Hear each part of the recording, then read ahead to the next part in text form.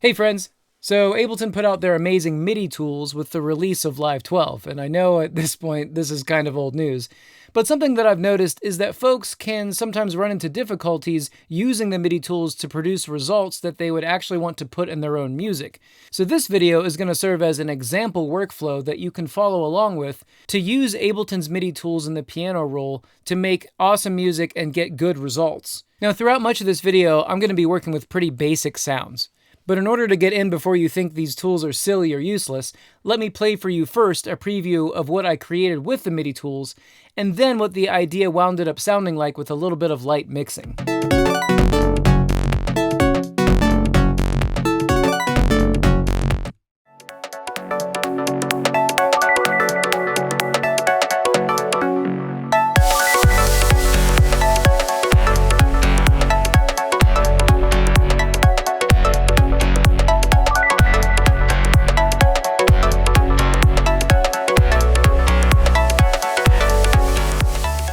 So the first thing that I want to do is I want to create like a point of reference. So I'm going to drag this kick drum into this first MIDI track here, and it's just going to make it simpler. And I'm just going to double click right here, making myself a clip, okay? And then I'm just going to play it 4 on the floor. Now the reason I'm doing this is I just want to have a point of reference, a rhythmic point of reference for when I'm making the melodic aspects of this idea. So right now the BPM is at 127, and this is what our kick pattern sounds like. Okay, so let's start with a melodic instrument. Let's just grab a drift, and I'll drag it into the second track. So we can leave it maybe default, and I'll just pull the filter down so it's more pleasant to listen to. Let's double click and make ourselves a clip. Now when you double click on a clip, if you scroll down to the bottom, there are 2 categories that I want to pay attention to in this video. The first one I want to look at is called generate. So if you have a blank MIDI clip like this one, generate is a great way to generate some MIDI, right? So we're going to click on this down arrow, and then right here, this is where you choose different ways of making MIDI, right? So if we go to seed defaults to having this auto switch turned on. I'm actually going to switch this off, okay? We'll talk about this in a moment. Essentially, seed will generate a bunch of notes within the scale that you're working on. So right now we have 4 voices. What does this mean? Well, this means that up to 4 different notes can be stacked on top of each other. So if I click generate, you can see that there are areas where there are 4 notes stacked on top of each other. Now, this is really not that useful for most musical applications. Maybe in this video, we'll explore some applications where this might make sense, but when you're talking about just randomness, right? Lots of notes at the same time, it immediately gets very busy and hard to make musical sense of, okay? So I'm gonna undo this, and I'm gonna go to 1 voice.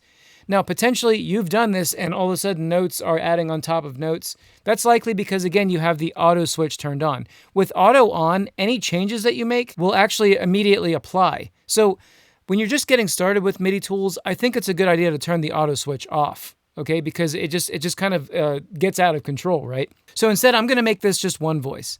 The next thing I'm going to talk about is right here in notes.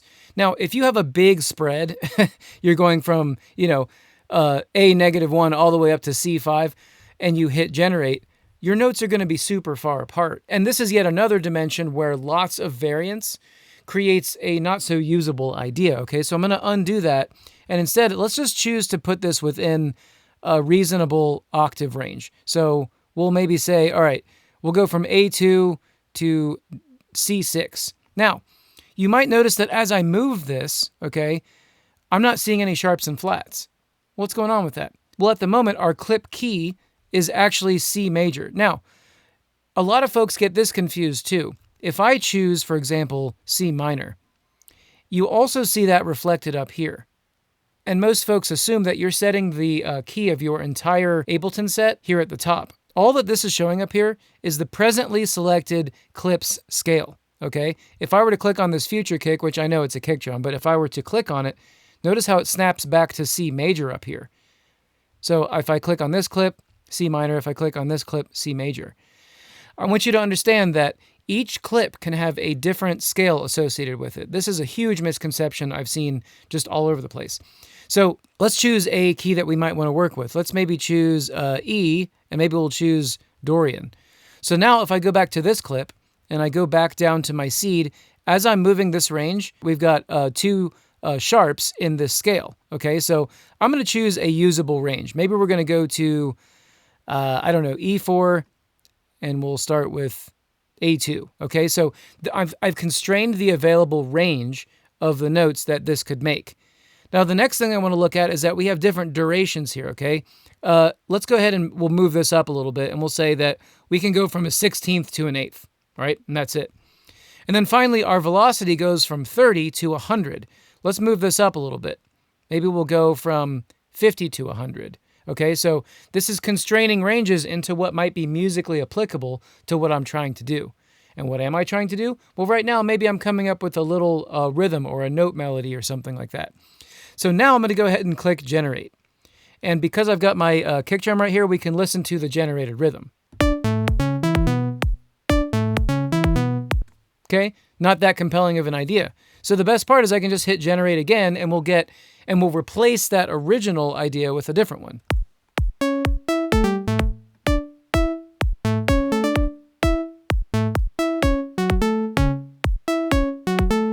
Cool. Okay, so that is an idea that I could maybe run with. So again, I've constrained my ranges down into something that makes sense for this idea. Now notice that I'm not really getting hung up on the sounds themselves just yet. This is just a defaulted drift instance. I think something that can happen very early in the process is that you're worried about the tones of your ideas before you've got something of a composition going. You can always go in and replace the preset, or you can always go in and tweak the actual drift instance in this case to more suit your taste. But for now, this is the idea we're running with. So I'm gonna go ahead and duplicate this. So with this duplicated, here's my second track. So let's go ahead and take a closer look at the piano roll. So right now you'll notice a bunch of little pink keys are selected here, and then there are keys without any pink on them. For example, the note C natural. If I click on scale, those notes will actually disappear, and then you'll see that there are less notes available in our piano roll. The reason that this is useful is that we can actually start to do some interesting things with generating chords, okay? Our scale right now for both of our melodic clips is in E Dorian, right? So if I go into this clip, this second clip, what I can do is I can, for example, select all these notes. And what's cool about this is I can hold Option or Alt, and I can drag up or down, generating copies of my original notes. Let's go ahead and listen to this now.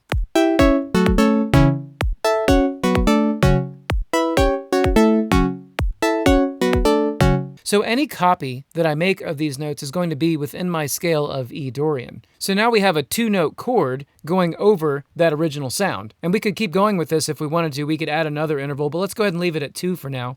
And what I want to do is I want to go ahead and duplicate this again. Now in this track, I'll go ahead and delete some of these. And maybe I'll go ahead and drag this one out a little bit. And now let's look at the Transform tab.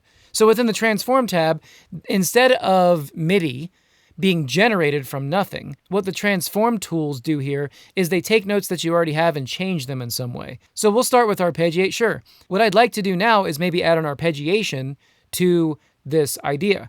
And I dragged these 2 notes out with the express purpose of making some arpeggiations. Now, also the other cool thing about the arpeggiations is that they are scale aware. Now, right now, again, I have the auto switch turned on, but I'll switch it off for now so we can kind of see what this is going to do. So if I set this on 0 and I click transform, this will do what you would expect a normal arpeggiator to do. Right? But what's cool about this is that if I change the distance, this will now go up in scale. With every repetition of the arpeggiation of these 2 notes, it'll go up the scale by 5, in this case, scale degrees. So clicking transform, and now we get...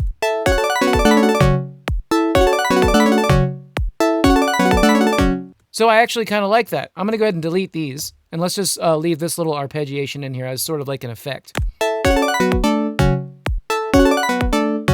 Okay, so I'm going to go into this drift and turn the filter down a little bit, also with these chords. Okay, cool. So the next thing I'm going to do is Command D, and what this will do is this will make this clip twice as long, and I'll just delete the second one because I just want one arpeggiation every once in a while, right?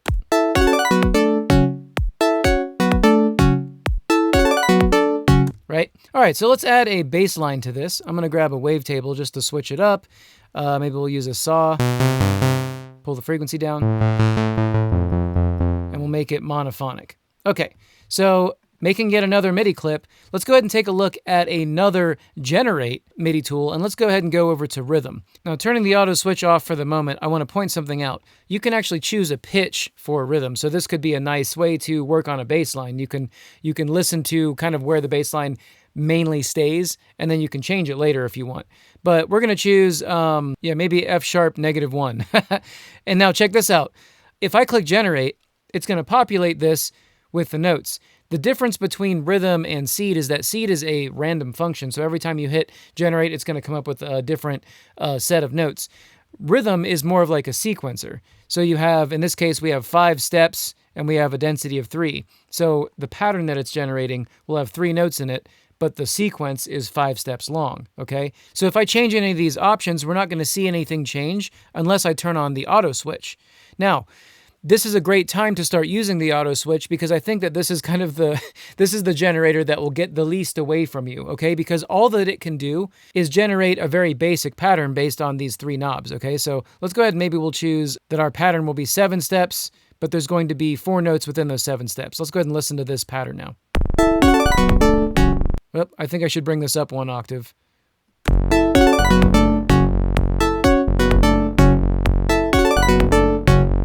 Okay, so obviously that pattern's not going to work. We can shift the pattern, however. And now that I've shifted it, you can hear that this maybe makes more musical sense. Now maybe let's go into this wavetable and do a couple things real quick. So one thing I'll do is I'll go into my MIDI, and I'll say, okay, velocity as of right now has control over the amp. Instead, maybe we'll make it have control over the frequency of the filter. I'll switch this over to 24, and let's take a listen now.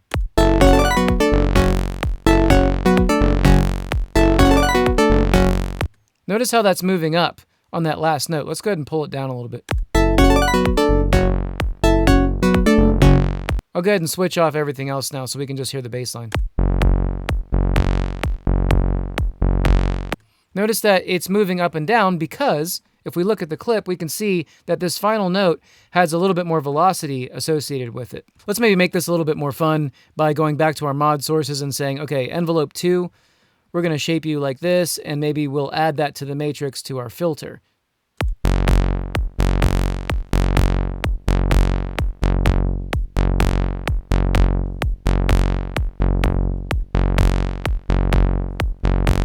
So you can hear that 4th note sounds a little bit different, right? Going back to the clip, let's investigate what might be happening and why that's happening. Well, here we have an accent frequency. So with rhythm, you can generate 2 different velocity values. You have your initial value and then you have your accent value. So we'll pull the initial value down a little bit and we can see that all the other notes are moving down as I pull this down. Let's leave it at like 85 and then our accent will be 127 all the way up. Now it's also saying what is the frequency of these accented notes? Right now it's every 4th note. So what we can do is we can say, all right, let's make it every 3rd note. So now every 3rd note will get accented. So now we get... And we can shift when that happens. So maybe we'll shift it down, and now we have the 1st and the last note accented.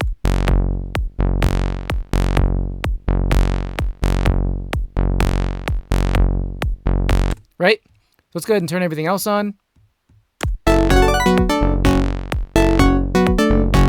So now that you know what this is doing, let's go ahead and maybe make this a little bit more complex. I'll turn the density up a little bit, and you can see all those different accents coming in, right?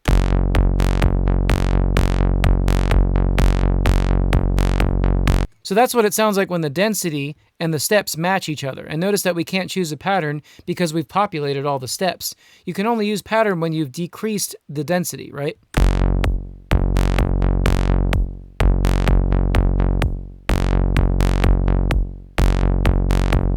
Cool. I don't mind that. Let's go ahead and listen to everything.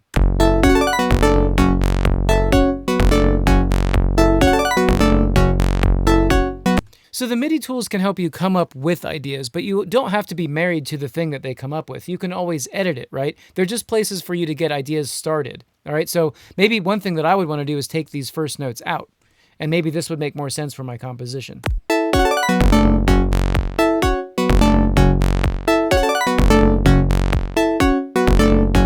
Cool. Maybe that's my idea, right? Let's make another track. And this time, let's just go down to drums and we're just going to grab a random kit. So this is just a kit in here. Let's go ahead and generate a clip. And this time, let's take a look at Euclidean. And so Euclidean essentially, instead of just making one lane of percussion, it will make 4 different lanes, okay? And in this case, if I click generate, we can see that these 4 lanes right here are being generated. Now, you can choose what notes that those actually appear in. Maybe let's go to voices. And if you're using a drum rack, it'll actually reflect the names of the drums inside of your drum rack. So if I click up, you can see that now we're cycling through all of these. Maybe we'll go up with, let's see what this is, okay? So right now, this is an incredibly unuseful rhythm, right? So now that we've got our voices selected, let's go back to the pattern. So right now, all of the voices have 0 rotation, meaning that whatever I've dialed in with the Euclidean sequencer, it's going to play the same rhythm for all of my drums. So maybe that's not what I want. If I start to rotate some of these, let's maybe rotate this by 3, this one by, I don't know, 5 or something, and this one by 1. Each one of these drum hits is going to start its pattern from a different place. So now our Euclidean pattern is very long. Maybe we'll pull this down and say, all right, our pattern is only going to be 8 steps long, okay? But the density is going to be a lot less, maybe something like 5. Now we're starting to get some variation here. Maybe let's say our density is more like 3, and our steps is maybe like 7, okay? Now this is going to be funny, but let's go ahead and listen to the result. I'm going to just leave the bass line in for now, and let's go ahead and listen to what we get.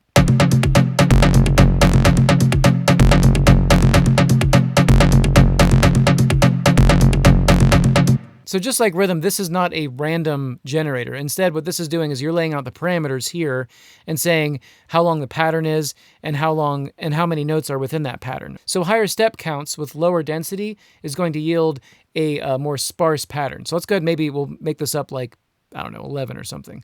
Now take a listen.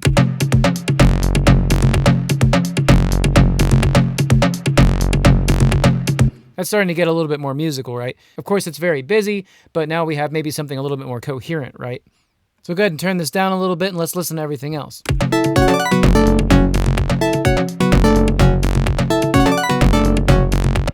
Okay, so real quick, I'm going to go back to whatever this rack is. I'm going to turn down some of the compression and stuff like that, and maybe turn off the reverb, just so I can just clean it up a little bit. I'm not married to this sound at all. I'm just kind of showing you the rhythm of it.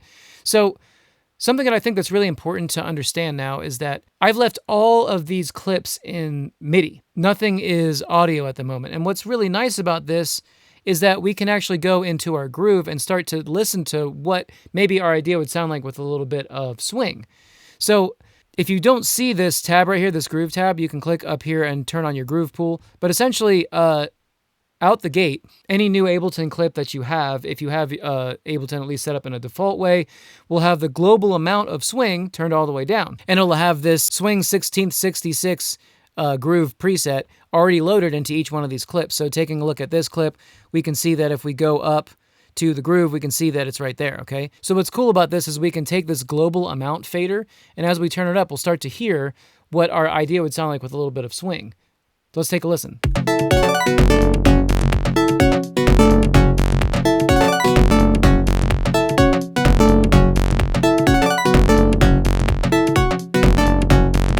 Right? That as opposed to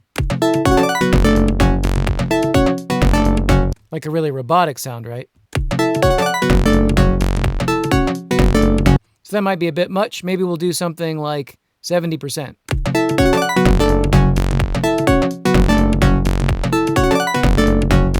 All right, so if you've made it this far in the video, potentially you've been listening to this and thinking to yourself, this is a trash idea, or this isn't a very compelling musical thing, right? I don't blame you. I don't feel like it is either. But now what I'm going to do is I'm going to replace and edit some of the voices and presets that I'm using, and I'm going to do a little bit of light mixing, and let's circle back and see what you think about this idea.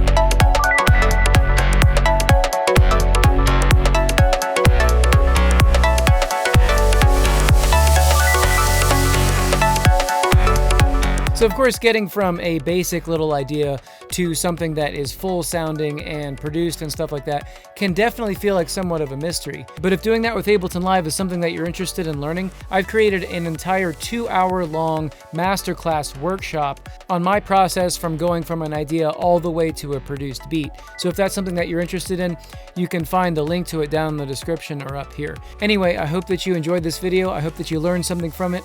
If you like this kind of thing, like, comment, subscribe, ring the little bell so you know when I make the next video. Much love, everybody. See you next time.